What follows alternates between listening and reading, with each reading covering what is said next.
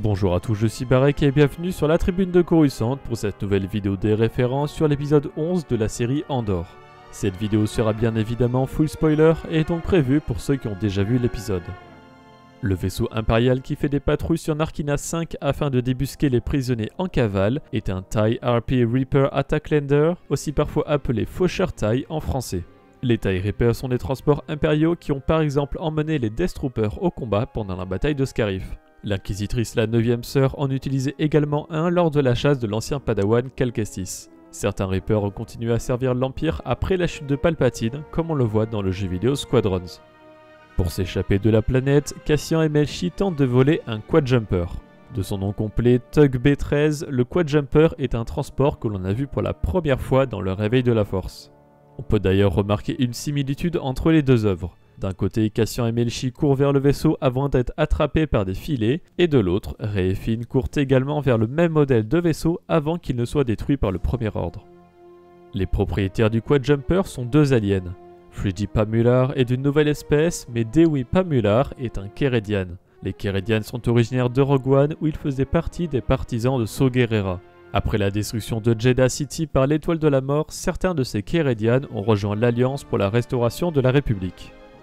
Les caméras qui surveillent Bix Galin sur Ferrix sont du même modèle que celles du complexe carcéral de l'Étoile de la Mort dans Un Nouvel Espoir. Cassian retourne sur Niamos pour récupérer son argent qu'il avait caché dans sa chambre. Cependant, un couple y loge à sa place. Un des deux individus est un Blutopian. Cette espèce est originaire de la planète aquatique Blutopia et provient de Rogue One avec Ulin Musters, une femme Blutopiane qui a été emprisonnée par l'Empire sur Wobani et qui partage sa cellule avec Jyn Erso. Oga Garra est une autre femelle Blutopiane qui possède la cantina d'Oga dans l'avant-poste Black Spire sur Batuu, la cantina du parc à thème Star Wars Galaxy's Edge. Dans la caisse de Cassian se trouvent des crédits impériaux de 3 valeurs avec du bronze, de l'argent et de l'or, son pistolet Briar NW20, un autre pistolet blaster et le manifeste d'Enemic. On peut y lire quelques mots en eurobèche. Control is so desperate because it's so unnatural, qui se traduirait par le contrôle est si désespéré parce qu'il n'est pas naturel. Une deuxième phrase commence par Tyranny Required, mais qui n'est pas terminée puisque Cassian la coupe. On peut noter que la voix d'Enemy commençait au milieu du texte, ce qui veut dire que Cassian a déjà commencé à écouter les écrits du défunt rebelle. Cassian contacte Zan One sur Ferrix directement à son entreprise de transport. On peut remarquer sur ses écrans plusieurs modèles de vaisseaux. Le premier ressemble à une navette de transport de classe Shesepid qui était utilisée par la Fédération du Commerce puis par la Confédération des Systèmes Indépendants. Cette navette a donc été beaucoup utilisée pendant la guerre des clones, mais on en retrouve plus tard, comme dans Rebels avec le Phantom 2 ou dans Résistance. Cependant, il se pourrait que ce soit un transport Utilipid Sienarchal que l'on voit notamment au Galaxy's Edge sur Batuu. C'est le chef cuisinier Stronotugs qui a modifié ce vaisseau pour en faire un restaurant ambulant appelé Tugs Grub. Un autre vaisseau semble être un cargo léger de classe YT. Cependant, il est compliqué d'identifier de quel modèle précisément il s'agit. De nombreux modèles existent comme le YT 2400, mais le plus connu est le YT 1300 comme le Faucon Millennium. Le troisième vaisseau ressemble à un TTI, un transport de troupes impériales K-79 S-80.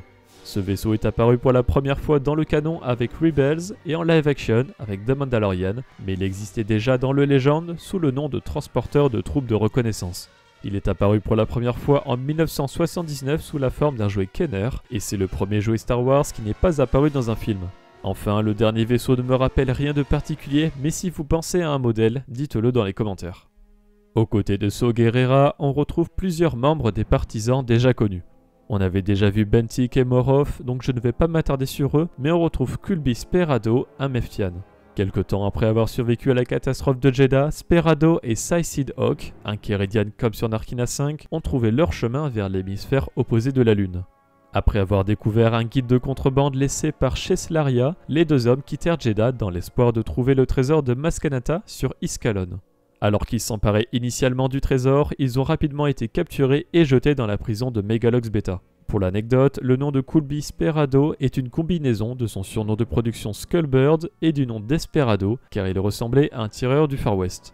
Enfin est présent Livan Tenza, un Sabbat qui faisait partie de l'Alliance pour restaurer la République au sein de l'équipe du général Jan Dodonna, plus connu sous le nom de groupe Massassi, qui était établi sur Yavin 4. Cependant, en l'an -5, Tenza a désobéi aux ordres en attaquant une cible impériale plutôt que prévu et a été amené en cour martiale. Il a réussi à fuir pour rejoindre les partisans de Sceaux. Ces événements et la première saison d'Andor se déroulant la même année, Tenza n'a pas dû rejoindre Gerrera depuis très longtemps. La discussion entre Sceaux et Lucen se termine par une menace au blaster par ce dernier. Le blaster qu'il pointe sur la tête du rebelle appartient à Bentik et est un pistolet blaster DT-15 utilisé par la Résistance dans les derniers Jedi. On savait déjà que c'était un vieux modèle datant au minimum de la Rébellion, son apparition ici est donc logique.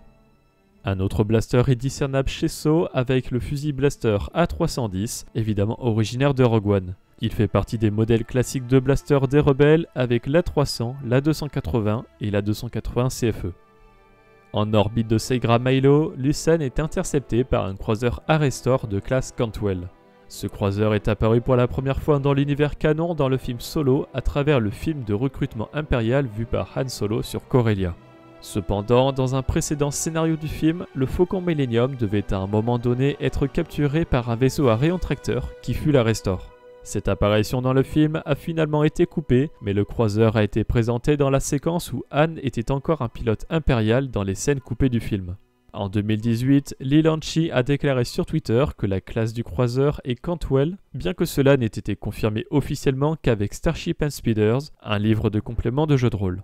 A l'origine, Colin Cantwell a présenté directement à George Lucas le design de ce qui allait devenir le croiseur Arrestor Impérial pour qu'il soit utilisé dans Un Nouvel Espoir, bien qu'il ait finalement été écarté au profit d'un design complètement différent dérivé des porte-avions de la Seconde Guerre mondiale.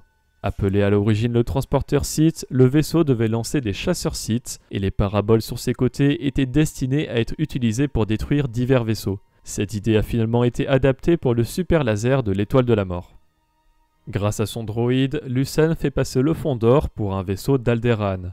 Alderaan est la planète dirigée par la reine Breha Organa et représentée au Sénat par son mari Bail Organa qui ont élevé leur fille adoptive Leia. Nous l'avons récemment vu dans la série Obi-Wan Kenobi et c'est également la planète qui est entièrement anéantie dans Un Nouvel Espoir.